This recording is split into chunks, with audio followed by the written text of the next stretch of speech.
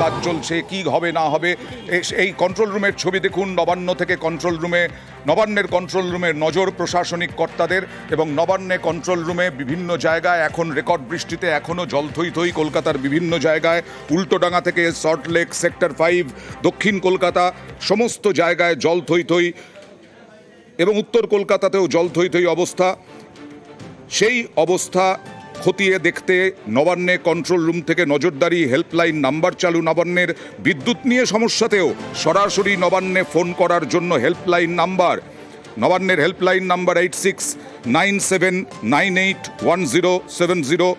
নবান্নর আরেকটি helpline number 22143526।